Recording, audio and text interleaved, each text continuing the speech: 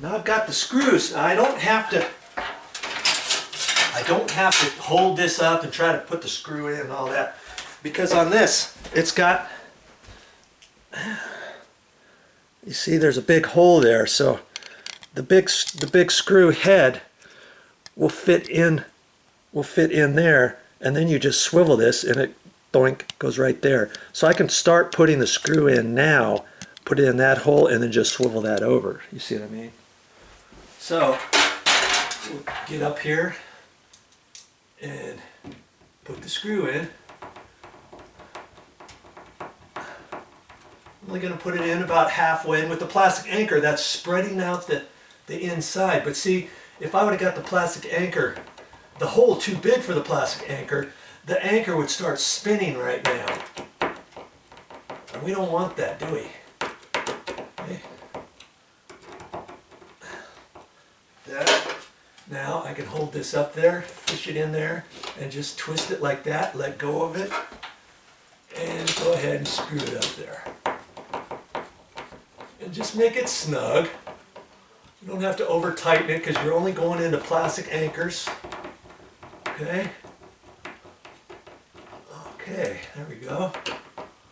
Yeah, see, the battery operated ones are pretty easy because there's not a whole lot to them.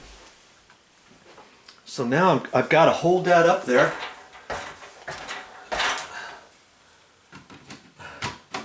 And usually you can find one or two places where it slides in there. So that looks good there. Now I'm going to keep twisting to the right.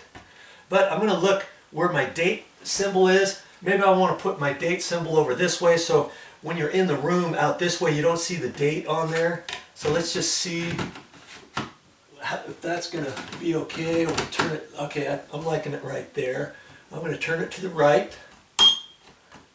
You hear it? Okay, now I'm going to keep turning, and it kind of zips into place. Make sure it's all snug. That's it. Now there's a button on here, test, push to test, and then one says push to hush. Let's go ahead and test it out. Let's see if it goes through a cycle. Yeah. It's testing right now. It's resetting itself. Okay, there you go. That's all there was to it. But you have to make sure that on your first install, I don't know if this will actually work if you don't push the button to test. And this says push and hold to test. So I could have held it a little bit longer, but most of them kind of go through that same cycle. Then it says push to hush. That's like if you have a big smoke issue or something and it goes off, and then you've got it fixed and it's still going off, you can push that other button and maybe stop it. Okay. All right.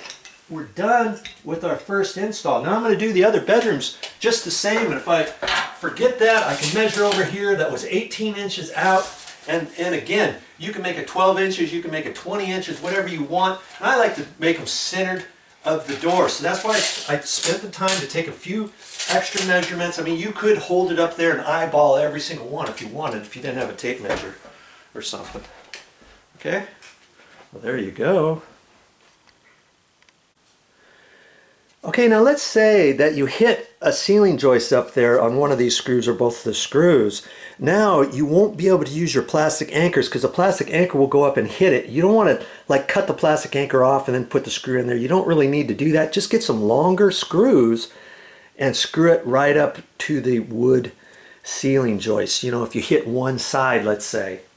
Okay, so you know, if they would have, so you can't just put the screw in.